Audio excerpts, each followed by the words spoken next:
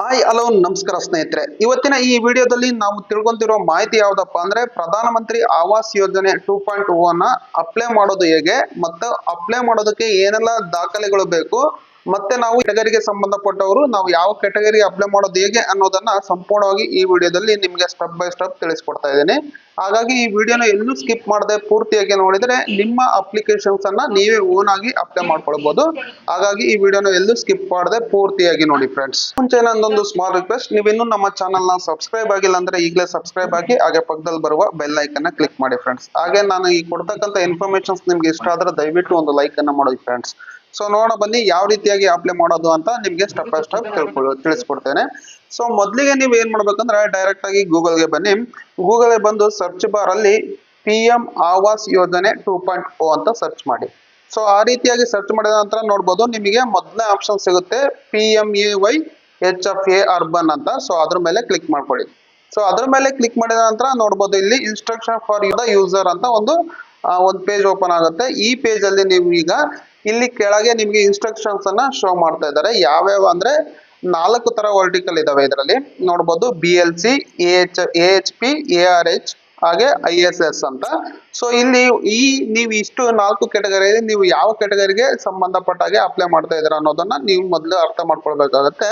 So ನೀವು BLC ಕೆಟಗರಿಯಲ್ಲಿ apply ಮಾಡೋದಾದ್ರೆ ನಿಮಗೆ ಆಲ್ರೆಡಿ ಒಂದು ಸೈಟ್ ಇದೆ. ಆ ಸೈಟ್ ಅಲ್ಲಿ ಮನೆ ಕಟ್ಟಬೇಕು ಅನ್ನೋರು ಮಾತ್ರ ಈ BLC ಸೆಕ್ಷನ್ಸ್ ಅನ್ನ ನೀವು ಸೆಲೆಕ್ಟ್ ಮಾಡ್ಕೊಂಡು ಅಪ್ಲೈ ಮಾಡಬೇಕು. ಒಂದ್ ವೇಳೆ ನೀವು ಏನಾದ್ರೂ ನಿಮ್ಮ ಹತ್ರ ಮನೇನೂ ಇಲ್ಲ ಅಥವಾ ಜಾಗನೂ ಇಲ್ಲ ಅನ್ನೋರಾದ್ರೆ ನೀವು AHP ಅನ್ನೋ ಒಂದು ಆಪ್ಷನ್ಸ್ ಅನ್ನ ಸೆಲೆಕ್ಟ್ ಮಾಡ್ಕೊಂಡು ನೀವು ಅಪ್ಲೈ ಮಾಡ್ಕೊಳ್ಬೇಕಾಗತ್ತೆ. ಹಾಗೆ ARH ಅಂತ ಬಂದ್ಬಿಟ್ಟು ಅದೆಲ್ಲ ನೀವು ಏನಾದ್ರು ರೆಂಟಲ್ ಹೌಸಿಂಗ್ ಏನಾದ್ರು ಪಡ್ಕೊಳ್ಬೇಕು ಅಂತಂದ್ರೆ ಗೌರ್ಮೆಂಟ್ ಮುಖಾಂತರ, ಸೊ ಅಂತವ್ರಿಗೆ ಇದು ಎಲಿಜಿಬಲ್ ಆಗುತ್ತೆ. ಹಾಗೆ ನೆಕ್ಸ್ಟ್ 4ನೇದು ನೋಡೋದಂತ IAS means interest subsidy scheme. ಇದರಲ್ಲಿ ನೀವೇನಾದ್ರೂ ಮನೆ ಕಟ್ಟಬೇಕು ಅಂತ ಇದ್ರೆ ನಿಮಗೆ ಸರ್ಕಾರದಿಂದ 9 ಲಕ್ಷ ತನಕ ನಿಮಗೆ ಸಾಲ ಸೌಲಭ್ಯ ಸಿಗುತ್ತೆ. ಹಾಗೆ ಅದರಲ್ಲಿ ಸಬ್ಸಿಡಿ ಕೂಡ ಇನ್ಕ್ಲೂಡ್ ಆಗುತ್ತೆ ನೀವು ಇದರಲ್ಲಿ ಅಪ್ಲೈ ಮಾಡ್ಕೊಳ್ಳೋದಾದ್ರೆ. ಸೊ ಇಷ್ಟು 4 ವರ್ಟಿಕಲ್ ಇರುತ್ತೆ. ನೀವು ಯಾವ್ದ್ರಲ್ಲಿ ಅಪ್ಲೈ ಮಾಡ್ತೀರಾ ಅನ್ನೋದನ್ನ ಮೊದಲು ಕನ್ಫರ್ಮ್ ಮಾಡ್ಕೊಳ್ಳಿ. ಅದಾದ ನಂತರ ನೋಡ್ಬೋದು ನೀವು ಹಾಗೆ ಕೆಳಗಡೆ ಬಂದ್ರೆ ಇಲ್ಲಿ ನೋಡ್ಬೋದು ಕ್ಲಿಕ್ ಟು ಪ್ರೊಸೀಡ್ ಅನ್ನೋ ಒಂದು ಆಪ್ಷನ್ಸ್ ಇದೆ. ಸೊ ಅದ್ರ ಮೇಲೆ ಕ್ಲಿಕ್ ಮಾಡ್ಕೊಳ್ಳಿ.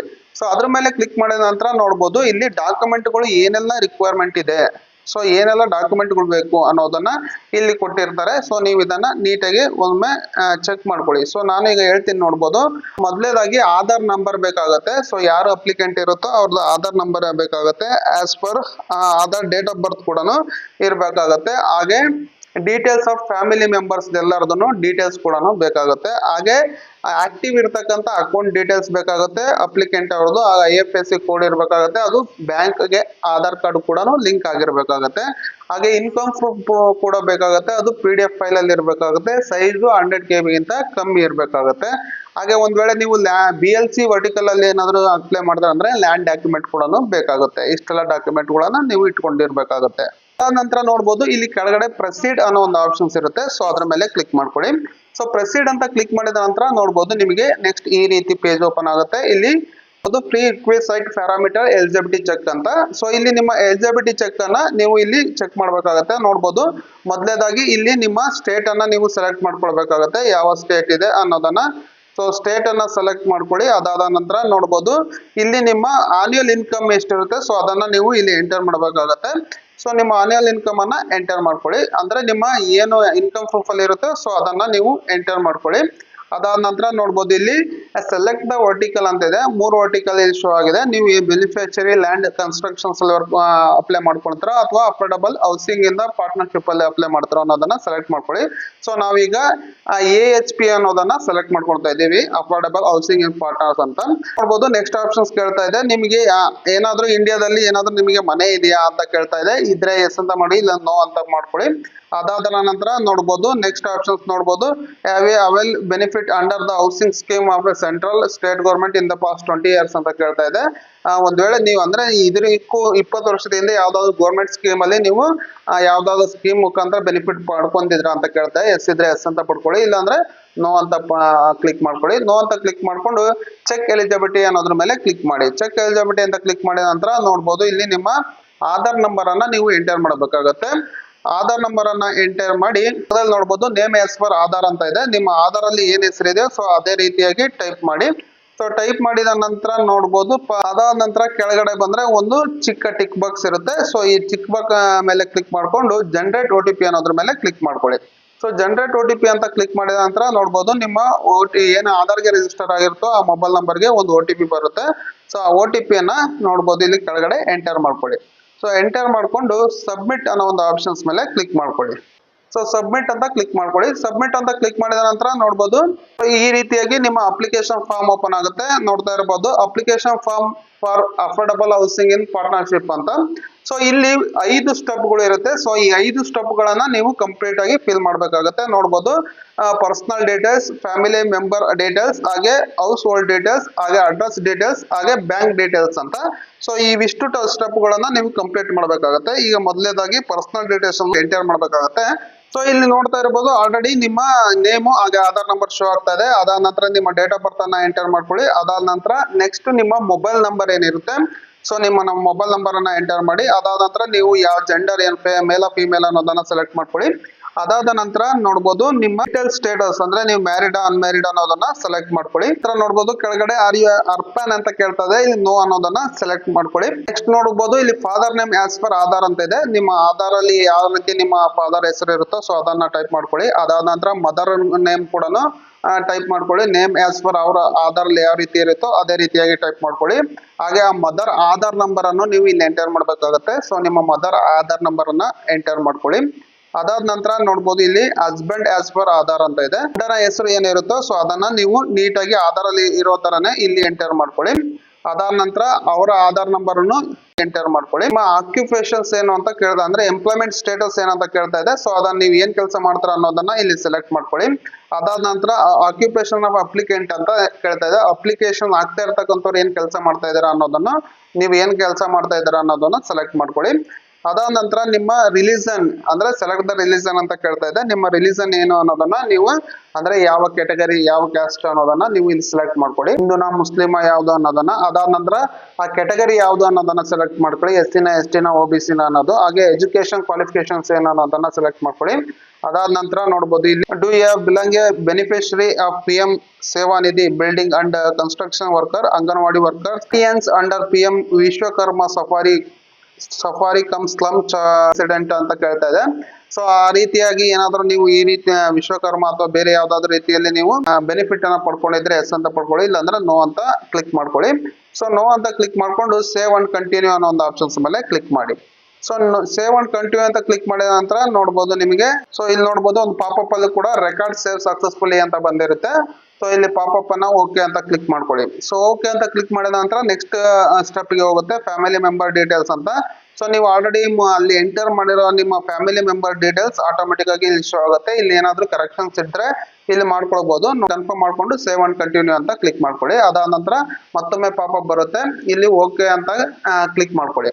ಸೊ ಓಕೆ ಅಂತ ಕ್ಲಿಕ್ ಮಾಡಿದ ನಂತರ ಮತ್ತೆ ನೆಕ್ಸ್ಟ್ ಸ್ಟೆಪ್ ಗೆ ಹೋಗುತ್ತೆ. ನಿಮ್ಮ ಓಲ್ಡ್ ಡೀಟೇಲ್ಸ್ ಏನಿರುತ್ತೆ ಸೊ ಅದು ಇಲ್ಲಿ ನೀವು ಶೋ ಆಗುತ್ತೆ. ಇಲ್ಲಿ ಈಗ ನಿಮ್ಮ ನೆಕ್ಸ್ಟ್ ಸ್ಟೆಪ್ ಅನ್ನ ನೀವು ಕಂಪ್ಲೀಟ್ ಮಾಡಬೇಕಾಗುತ್ತೆ. ಹೌಸ್ ಹೋಲ್ಡ್ ಕ್ಯಾಟಗರಿ ಅಂತ ಕೇಳ್ತಾ ಇದೆ. ಆಲ್ರೆಡಿ ಅದೆಲ್ಲ ಸೆಲೆಕ್ಟ್ ಆಗಿರುತ್ತೆ. ಇಲ್ಲಿ ನೀವು ಏನು ಹಿಂದೆ ಪೇಜ್ ಅಲ್ಲಿ ಏನು ಅಪ್ಡೇಟ್ ಮಾಡಿದ್ರು ಸೊ ಅದನ್ನ ಇಲ್ಲಿ ಅಪ್ಲೋಡ್ ದ ಇನ್ಕಮ್ ಪ್ರೂಫ್ ಅನ್ನ ನೀವು ಇಲ್ಲಿ ಅಪ್ಲೋಡ್ ಮಾಡಬೇಕಾಗುತ್ತೆ. ನಿಮ್ಮ ಇನ್ಕಮ್ ಪ್ರೂಫ್ ಏನಿದೆ ಅಪ್ಲೋಡ್ ಮಾಡಿ ಆ ಫೈಲ್ ಅನ್ನ ಅಪ್ಲೋಡ್ ಅನ್ನೋದ್ರ ಮೇಲೆ ಕ್ಲಿಕ್ ಮಾಡ್ಕೊಳ್ಳಿ. ಅದಾದ ನಂತರ ಅಪ್ಲೋಡ್ ಸಕ್ಸಸ್ಫುಲಿ ಅಂತ ಒಂದು ಪಾಪಪ್ ಬರುತ್ತೆ, ಓಕೆ ಅಂತ ಕ್ಲಿಕ್ ಮಾಡ್ಕೊಳ್ಳಿ. ಅದಾದ ನಂತರ ಕೇಳ್ತಾ ಇಲ್ಲಿ number of the year stay in present town city ಅಂತ ಕೇಳುತ್ತೆ. ಎಷ್ಟು ವರ್ಷದಿಂದ ಈ ಜಾಗದಲ್ಲಿ ಇದ್ದೀರಾ ಅಂತ. ಸೊ ಅದನ್ನ ನೀವು ಎಷ್ಟು ವರ್ಷದಿಂದ ಇದ್ದೀರಾ ಅದನ್ನ ಸೆಲೆಕ್ಟ್ ಮಾಡ್ಕೊಳ್ಳಿ. ಅದಾದ ನಂತರ ಪ್ರೆಸೆಂಟ್ ನೀವು ಹೌಸ್ ಓನರ್ಶಿಪ್ ಏನಿದೆ ಅಂತ ಕೇಳ್ತಾ ಇದೆ. ಓನ್ ಅಥವಾ ರೆಂಟ್ ಅಥವಾ ನೋ ಹೌಸ್ ಅಂತ ಕೇಳ್ತಾ ಇದೆ. ಇಲ್ಲಿ ರೆಂಟ್ ಅನ್ನೋದನ್ನ ಸೆಲೆಕ್ಟ್ ಮಾಡ್ಕೊಳ್ಳಿ. ಸೊ ಅದನ್ನ ಸೆಲೆಕ್ಟ್ ಮಾಡಿದ ನಂತರ ನೋಡ್ಬೋದು ಇಲ್ಲಿ type of exciting house based of roof type ಅಂತ ಕೇಳ್ತಾ ಇದೆ. ಸೊ ಈ ಪ್ರೆಸೆಂಟ್ ಯಾವ ತರದ ಹೌಸ್ ಅಲ್ಲಿ ನೀವು ಇದ್ದೀರಾ ಅನ್ನೋದನ್ನ ಕೇಳ್ತಾ ಇದೆ. ಸೊ ನೀವು ಯಾವ ತರದ ಹೌಸ್ ಅಲ್ಲಿ ಇದ್ದೀರಾ ಅನ್ನೋದನ್ನ ನೀವು ಇಲ್ಲಿ ಸೆಲೆಕ್ಟ್ ಮಾಡ್ಕೊಳ್ಬೇಕಾಗತ್ತೆ. ನೋಡ್ಬೋದು ಇಲ್ಲಿ ಕಚ್ಚಾ ಹೌಸ ಅಥವಾ ಸೆಮಿ ಪಚ್ಚಾ ಹೌಸ ಅಥವಾ ಪಚ್ಚಾ ಹೌಸ ಅಂತ ಕೇಳ್ತಾ ಇದೆ. ಸೊ ಯಾವ್ದು ಅನ್ನೋದನ್ನ ನೀವು ಇಲ್ಲಿ ಸೆಲೆಕ್ಟ್ ಮಾಡ್ಕೊಳ್ಳಿ. ನೀವು ಪ್ರೆಸೆಂಟ್ ಯಾವ್ದಿದ್ದೀರಾ ಅನ್ನೋದನ್ನ ಎಲ್ಲದನ್ನು ಕ್ಲಿಕ್ ಮಾಡಿ ನೋಡ್ಬೋದು ಯಾವ್ಯಾವ ತರಹದ ಟೈಪ್ ಮನೆ ಯಾವ್ಯಾವ ಕ್ಯಾಟಗರಿಲಿ ಇದೆ ಅನ್ನೋದನ್ನ ನೀವು ಇಲ್ಲಿ ಸೆಲೆಕ್ಟ್ ಮಾಡ್ಕೊಂಡು ನೋಡ್ಕೊಳ್ಬಹುದಾಗುತ್ತೆ. ಸೊ ನಾವೀಗ ಪಚ್ಚಾ ಹೌಸ್ ಅನ್ನೋದನ್ನ ನಾವು ಈಗ ಸೆಲೆಕ್ಟ್ ಮಾಡ್ತಾ ಇದೀವಿ. ಸೊ ಪಚ್ಚ ಹೌಸ್ ಅನ್ನ ಸೆಲೆಕ್ಟ್ ಮಾಡ್ಕೊಂಡು ಸೆಲೆಕ್ಟ್ ದ ರೂಫ್ ಟೈಪ್ ಅಂತ ಕೇಳ್ತಾ ಇದೆ. ಇಲ್ಲಿ RCC ಅನ್ನೋದನ್ನ ಸೆಲೆಕ್ಟ್ ಮಾಡ್ಕೊಳ್ತಾ ಇದೀವಿ. ಸೊ ನಾರ್ಮಲ್ ಆಗಿ RCC ಅಲ್ಲಿ ಇರ್ತಾರೆ ಬಾಡಿಗೆ ಇರ್ತಕ್ಕಂಥವ್ರು. ಸೊ ಅದನ್ನ ಸೆಲೆಕ್ಟ್ ಮಾಡೋ ಅಥವಾ ನೀವು ಯಾವ್ದ್ರಲ್ಲಿ ಇದ್ದೀರಾ ಸೊ ಅದನ್ನ ಸೆಲೆಕ್ಟ್ ಮಾಡ್ಕೊಳ್ಳಿ. ಸೆಲೆಕ್ಟ್ ಮಾಡಿದ ನಂತರ ನೋಡ್ಬೋದು ಸೇವ್ ಅಂಡ್ ಕಂಟಿನ್ಯೂ ಅಂತ ಕ್ಲಿಕ್ ಮಾಡಿ. ನೋಡ್ಬೋದು ಒಂದು ಪಾಪಪ್ ಕೂಡ ಬಂದಿರುತ್ತೆ ಸೇವ್ಡ್ ಸಕ್ಸಸ್ಫುಲಿ ಅಂತ. ಸೊ ಓಕೆ ಮೇಲೆ ಕ್ಲಿಕ್ ಮಾಡ್ಕೊಳ್ಳಿ. ಸೊ ಓಕೆ ಮೇಲೆ ಕ್ಲಿಕ್ ಮಾಡಿದ ನಂತರ ನೋಡು ಅಡ್ರೆಸ್ ಡೀಟೇಲ್ಸ್ ಅನ್ನ ನೀವು ಇಲ್ಲಿ ಎಂಟರ್ ಮಾಡಬೇಕಾಗುತ್ತೆ. ಸೊ ನೀವು ಪ್ರೆಸೆಂಟ್ ಯಾವ ಅಡ್ರೆಸ್ ಅಲ್ಲಿ ಇದ್ದೀರಾ ಸೊ ಅಡ್ರೆಸ್ ಡೀಟೇಲ್ಸ್ ಅನ್ನ ನೀವು ಫ್ಲಾಟ್ ನಂಬರ್ ಆಗಿರ್ಬೋದು ಅಥವಾ ಏನು ಸ್ಟೇಟ್ ನೇಮ್ ಆಗಿರ್ಬೋದು, ಡಿಸ್ಟ್ರಿಕ್ಟ್ ಸಬ್ ಡಿಸ್ಟ್ರಿಕ್ಟ್ ಹಾಗೆ ಸಿಟಿ ನೇಮು. ಸೊ ಪ್ರತಿಯೊಂದನ್ನು ನೀವು ಇಲ್ಲಿ ನಿಮ್ಮ ಪ್ರೆಸೆಂಟ್ ಅಡ್ರೆಸ್ ಅನ್ನ ನೀವು ಎಂಟರ್ ಮಾಡ್ಕೊಳ್ಬೇಕಾಗತ್ತೆ. ಹಾಗೆ ನಿಮ್ಮ ಪಿನ್ ಕೋಡ್ ಅನ್ನು ಕೂಡ ನೀವು ಇಲ್ಲಿ ಎಂಟರ್ ಮಾಡ್ಬೇಕಾಗತ್ತೆ. ಅದಾದ ನಂತರ ನೋಡ್ಬೋದು ಕೆಳಗಡೆ ಪರ್ಮನೆಂಟ್ ಅಡ್ರೆಸ್ ಕೂಡ ಇರುತ್ತೆ. ಮೇಲೆ ಏನಿದೆಯೋ ಅದೇ ಪ್ರೆಸೆಂಟ್ ಇರ್ತಕ್ಕಂಥ ಅಡ್ರೆಸ್ ಆಗಿದ್ರು ಅದನ್ನ ನೀವು ಅಲ್ಲಿ ಟೈಪ್ ಮಾಡಬೇಕಾಗುತ್ತೆ. ನೆಕ್ಸ್ಟ್ ಸ್ಟೆಪ್ ಕೇಳ್ತಾ ಇದೆ AHP ಪ್ರಾಜೆಕ್ಟ್ ಲೊಕೇಶನ್ ಡೀಟೇಲ್ಸ್ ಅಂತ ಕೇಳ್ತಾ ಇದೆ. ಪ್ರೆಸೆಂಟ್ ಅಂದ್ರೆ ಯಾವ ಲೊಕೇಶನ್ ನೀವು ಇದನ್ನ ಪಡ್ಕೊಳ್ಳೋಕೆ ಪ್ರಯತ್ನ ಪಡ್ತಾ ಇದ್ದೀರಾ ಅಂತ.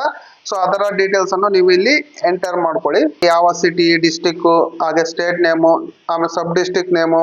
ಸೊ ಇದನ್ನೆಲ್ಲ ನೀವು ಸೆಟ್ ಮಾಡ್ಕೊಳ್ಬೇಕಾಗುತ್ತೆ. ಪಿನ್ ಕೋಡ್ ಅನ್ನು ಎಂಟರ್ ಮಾಡ್ಕೊಳ್ಳಿ. ಎಂಟರ್ ಮಾಡಿ ಅದಾದ ನಂತರ ಐಡೆಂಟಿಫೈ ಎನಿ AHP ಪ್ರಾಜೆಕ್ಟ್ ಅಂತ ಕೇಳ್ತಾ ಇದೆ. ಯಾವ್ದಾದ್ರು ಈಗ ಆಲ್ರೆಡಿ ಪ್ರಾಜೆಕ್ಟ್ ಅನ್ನ ಐಡೆಂಟಿಫೈ ಮಾಡಿದಿರಾ ಅಂತ. ಸೊ ಇದ್ರೆ ಎಸ್ ಅಂತ ಕೊಡಿ, ಇಲ್ಲಾಂದ್ರೆ ನೋ ಅಂತ ಕೊಡಿ. ನಾವು ನೋ ಅಂತ ಕೊಟ್ಟು ಸೇವ್ ಅಂಡ್ ಕಂಟಿನ್ಯೂ ಅನ್ನೋದ್ ಮೇಲೆ ಕ್ಲಿಕ್ ಮಾಡ್ಕೊಳ್ತಾ ಇದೀವಿ. ಸೊ ಸೇವ್ ಅಂಡ್ ಕಂಟಿನ್ಯೂ ಅಂತ ಕ್ಲಿಕ್ ಮಾಡಿದ ನಂತರ ಮತ್ತೆ ಬ್ಯಾಂಕ್ ಡೀಟೇಲ್ಸ್ ಅನ್ನ ನೀವು ಇಲ್ಲಿ ಎಂಟರ್ ಮಾಡಬೇಕಾಗುತ್ತೆ. ಸೊ ನಿಮ್ಮ ಬ್ಯಾಂಕ್ ಅಕೌಂಟ್ ನಂಬರ್ ಅನ್ನ ಎಂಟರ್ ಮಾಡ್ಕೊಳ್ಳಿ. ಅದಾದ ನಂತರ ನೋಡ್ಬೋದು ಕೆಳಗಡೆ ಕನ್ಫರ್ಮ್ ಬ್ಯಾಂಕ್ ಅಕೌಂಟ್ ನಂಬರ್ ಅಂತ ಇದೆ. ಮತ್ತೊಮ್ಮೆ ನಿಮ್ಮ ಬ್ಯಾಂಕ್ ಅಕೌಂಟ್ ನಂಬರ್ ಅನ್ನ ಟೈಪ್ ಮಾಡ್ಕೊಳ್ಳಿ. ಅದಾದ ನಂತರ ನೋಡ್ಬೋದು ಇಲ್ಲಿ IFSC ಕೋಡ್ ಅನ್ನ ನೀವು ಎಂಟರ್ ಮಾಡಬೇಕಾಗುತ್ತೆ. ನಿಮ್ಮ IFSC ಬ್ಯಾಂಕ್ ನ IFSC ಕೋಡ್ ಏನಿದೆ ಸೊ ಅದನ್ನ ಎಂಟರ್ ಮಾಡ್ಕೊಳ್ಳಿ. ಚೆಕ್ ಬ್ಯಾಂಕ್ ಡೀಟೇಲ್ಸ್ ಅನ್ನೋದ್ರ ಮೇಲೆ ಕ್ಲಿಕ್ ಮಾಡ್ಕೊಳ್ಳಿ. ಸೊ ಚೆಕ್ ಬ್ಯಾಂಕ್ ಡೀಟೇಲ್ಸ್ ಅನ್ನೋದ್ರ ಮೇಲೆ ಕ್ಲಿಕ್ ಮಾಡಿದ ನಂತರ ನೋಡ್ಬೋದು ನಿಮಗೆ ಬ್ಯಾಂಕ್ ಡೀಟೇಲ್ಸ್ ಏನಿದೆ ಆಟೋಮೆಟಿಕ್ ಆಗಿ ಅದೆಲ್ಲದನ್ನು ಫೆಚ್ ಆಗುತ್ತೆ. ಇಲ್ಲಿ ಡೀಟೇಲ್ಸ್ ಎಲ್ಲಾನು ಶೋ ಆಗುತ್ತೆ, ನೋಡ್ತಾ ಇರ್ಬೋದು. Available benefit under any central state sponsor scheme ಅಂತ ಕೇಳ್ತಾ ಇದೆ. ಎಸ್ ಇದ್ರೆ ಎಸ್ ಕೊಟ್ಕೊಳ್ಳಿ, ಇಲ್ಲಾಂದ್ರೆ ನೋ ಅಂತ ಕೊಟ್ಕೊಳ್ಳಿ. ಸೊ ನಾರ್ಮಲ್ ಆಗಿ ನೋ ಅಂತ ಸೆಲೆಕ್ಟ್ ಮಾಡ್ಕೊಳ್ಳಿ. ಅದಾದ ನಂತರ ನೋಡ್ಬೋದು ಕೆಳಗಡೆ ಕಾಣ್ತಕ್ಕಂಥ ಎರಡು ಚಿಕ್ಕ ಟಿಕ್ ಬಾಕ್ಸ್ ಗಳಿದೆ. Self undertaking by applicant under AHP vertical ಅಂತ.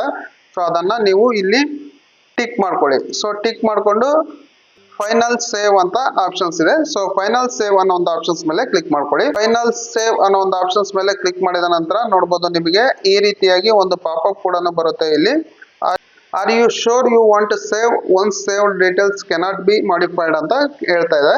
ಅಂದ್ರೆ ಒಂದ್ ವೇಳೆ ನೀವೇನಾದ್ರೂ ಈಗ ಸೇವ್ ಮಾಡಿದ್ರೆ ಮತ್ತೆ ಅದನ್ನ ಮಾಡಿಫೈ ಮಾಡಕ್ ಹೋಗಲ್ಲ ಅಂತ ಕೇಳ್ತಾ ಇದೆ. ಒಂದ್ ವೇಳೆ ಏನಾದ್ರು ಚೆಕ್ ಮತ್ತೊಮ್ಮೆ ಕ್ರಾಸ್ ಚೆಕ್ ಮಾಡ್ಕೊಂಡು ಸೊ ಕರೆಕ್ಟ್ ಆಗಿದ್ರೆ ಓಕೆ ಅಂತ ಕ್ಲಿಕ್ ಮಾಡ್ಕೊಳ್ಳಿ ಪಾಪಪ್ ಅಲ್ಲಿ. ಸೊ ಓಕೆ ಅಂತ ಕ್ಲಿಕ್ ಮಾಡಿದ ನಂತರ ನೋಡಬಹುದು ನೆಕ್ಸ್ಟ್ ನಿಮಗೆ ಈ ರೀತಿಯಾಗಿ ನೀವು ನೆಕ್ಸ್ಟ್ ಪೇಜ್ ನಿಮಗೆ ಶೋ ಆಗುತ್ತೆ. ಇಲ್ಲಿ ಪಾಪಪ್ ಕೂಡ ಬಂದಿರುತ್ತೆ. Thank you for filling the applications form under PMY 2.0 affordable housing project component your applicant ID ಅಂತ ಬಂದಿದೆ. ಸೊ ನಿಮ್ಮ ಅಪ್ಲಿಕೆಂಟ್ ID ಕೂಡ ಇಲ್ಲಿ ಶೋ ಆಗ್ತಾ ಇದೆ, ನೋಡ್ತಾ ಇರ್ಬೋದು. ಅಂತ ಕ್ಲಿಕ್ ಮಾಡಿದ ನಂತರ ನೋಡ್ಬೋದು ನೆಕ್ಸ್ಟ್ ನಿಮ್ಮ ಪೇಜ್ ಈ ರೀತಿಯಾಗಿ ಶೋ ಆಗುತ್ತೆ. ಇಲ್ಲಿ ನೋಡ್ಬೋದು ಯಾರು ಅಪ್ಲಿಕೇಶನ್ಸ್ ಹಾಕಿದಾರೆ ಸೊ ಅವರ ಡೀಟೇಲ್ಸ್ ಎಲ್ಲ ಇಲ್ಲಿ ನಿಮಗೆ ಶೋ ಆಗ್ತದೆ. ಸೊ ಇದನ್ನ ಪ್ರಿಂಟ್ ಔಟ್ ಕೂಡ ನೀವು ಪಡ್ಕೊಳ್ಬಹುದು. ಆ ಅಪ್ಲಿಕೇಶನ್ಸ್ ಏನ್ ID ಇರುತ್ತೆ ಸೊ ಇದನ್ನ ನೀವು ಸೇಫ್ಟಿಯಾಗಿ ಒಂದ್ ಕಡೆ ರೆಕಾರ್ಡ್ ಮಾಡಿ ಇಟ್ಕೊಳ್ಳಿ. ಅಥವಾ ನಿಮಗೆ ಇಲ್ಲಿ ನೋಡ್ಬೋದು ಈ ಪ್ರಿಂಟ್ ಔಟ್ ಕೂಡ ಕೆಳಗಡೆ ನೋಡ್ತಾ ಇರ್ಬೋದು. ಇಲ್ಲಿ ಪ್ರಿಂಟ್ ಅಂತ ಒಂದು ಆಪ್ಷನ್ಸ್ ಇದೆ. ನಿಮ್ಮ ಅಪ್ಲಿಕೇಶನ್ಸ್ ಏನ್ ಫಾರ್ಮ್ ಇರುತ್ತೆ ಸೊ ಅದನ್ನ ಪ್ರಿಂಟ್ ಅನ್ನೋದ್ರ ಮೇಲೆ ಕ್ಲಿಕ್ ಮಾಡ್ಕೊಂಡ್ರೆ ಅದು ಡೌನ್ಲೋಡ್ ಆಗಿರುತ್ತೆ. ಮೇಲೆ ನೋಡ್ತಾ ಇರ್ಬೋದು ಡೌನ್ಲೋಡ್ ಕೂಡ ನಿಮ್ಮ ಸಿಸ್ಟಮ್ ಅಲ್ಲಿ ಆಗಿರುತ್ತೆ. ಸೊ ಅದನ್ನ ಡೌನ್ಲೋಡ್ ಅನ್ನ ಓಪನ್ ಮಾಡ್ಕೊಂಡು ನೀವು ಪ್ರಿಂಟ್ಔಟ್ ಅನ್ನ ಪಡ್ಕೊಳ್ಬಹುದು. ಸೊ ನೋಡ್ಬೋದು application for affordable housing partnership ಅಂತ ನಿಮ್ಮ ಅಪ್ಲಿಕೇಶನ್ ಫಾರ್ಮ್ ಕೂಡ ಈ ರೀತಿಯಾಗಿ ಶೋ ಆಗ್ತಾ ಇರುತ್ತೆ.